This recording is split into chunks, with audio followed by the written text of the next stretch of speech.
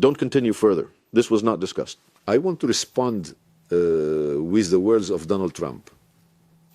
As if I would tell you, and I will, and expect big surprises, he said. Well, I don't know about big surprises, but you understand, if you are familiar with diplomatic activity, you often accompany us. There are things that are not commented on. Yes, we discussed Ukraine. We confirmed the position that President Putin has stated, including once again on July 3rd, in a conversation with President Trump. Regarding this dialogue, leak, recording, I don't know, neural network, not neural network, about bombings of Moscow and Beijing. Well, anyway, we discussed serious matters. Secretary of State Marco Rubio yesterday, following negotiations with you, stated that some new plan on Ukraine was being discussed. I would like to know which side proposed these new approaches, what they consist of, and how they fundamentally differ from previous ones. And do the deliveries of American weapons to NATO also form part of the new plan? Was this discussed? I want to respond with the words of Donald Trump. As if I would tell you, and I will, and expect big surprises, he said. Well, I don't know about big surprises, but you understand, if you are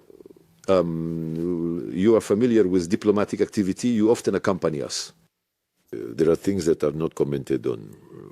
Yes, we discussed Ukraine. We confirmed the position that President Putin has stated, including once again on July 3rd, in a conversation with President Trump.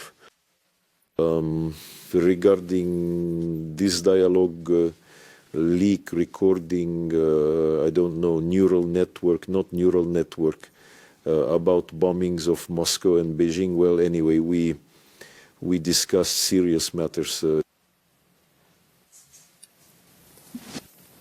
Sergey Viktorovich, was the issue of offensive weapons discussed with Marco Rubio? And is there an understanding of the future of New START, which expires next year? Don't continue further. This was not discussed. Sergey Viktorovich, I also have a question about diplomatic activity. Recently, Chancellor Merkel stated that diplomatic means of resolving the Ukrainian conflict have been exhausted. And I find I have a twofold question. On one hand, I would like to ask you for an official reaction as the head of the Foreign Ministry. And on the other hand, as an experienced diplomat, I would like to ask your professional opinion. Do you think Germany's actions fall within the realm of diplomatic tools? Do they belong to the sphere of diplomatic work? This is a very good question. It worries us because the latest statements and actions from both Berlin and Paris and London indicate that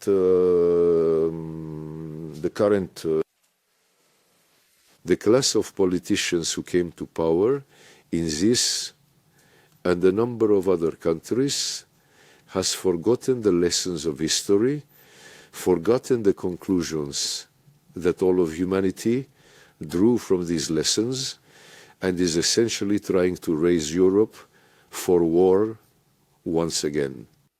Not a hybrid one, but for war against Russia. And when there was a press conference of the minister, actually of France, Barrot, who at the press conference or at some political science event was sitting on stage with other participants. He was asked a question from the audience, a French person who... I often visited Donbass and asked why Paris supports the Nazi regime, which is actively being revived, well, already revived in Ukraine. And if you saw how Mr. Barrot opponent snapped in such a hysterical tone, exclaiming, "We protect the territorial integrity, international law, and the territorial integrity of Ukraine," well, it drew applause from some part of the audience. But, you know, after everything that is known about the actions of the Kiev regime.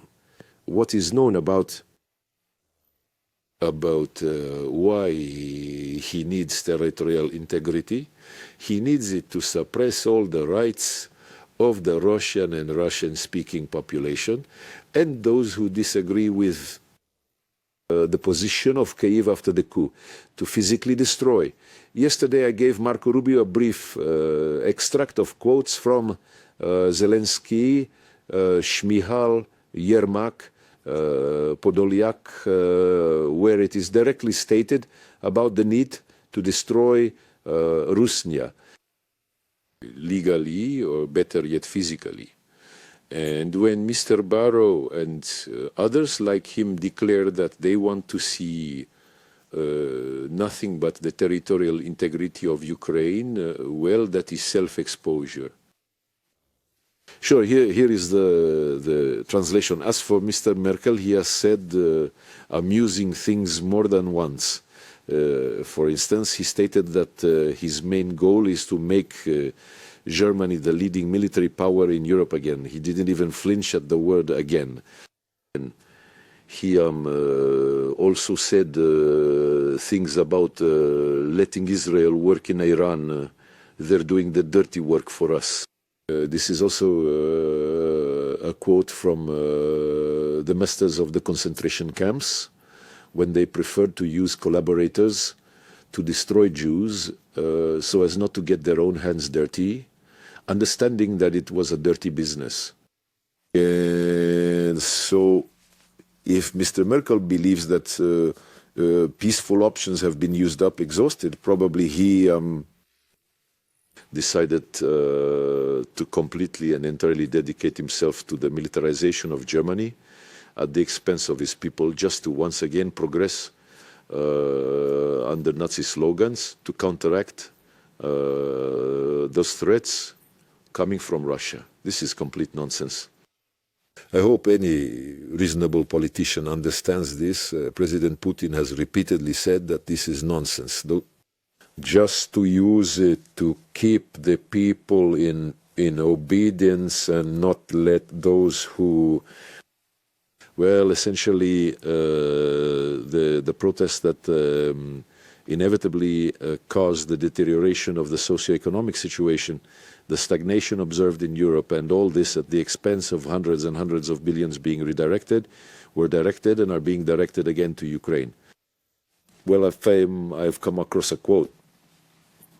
I was interested in how Europe perceived Germany at the time, and I found a quote from the Swedish newspaper Aftonbladet on the 22nd of June, 1941. Editorial article, in quotes, Germany has broken its chains and with renewed strength has stepped into freedom, towards its European and historically significant mission to crush the red regime that poses a threat to the very essence of freedom. In other words, they praise the Nazis as a symbol of freedom. If Europe is heading towards this again, what can be said? It's sad. We will, of course, fully take this into account in all areas of our planning.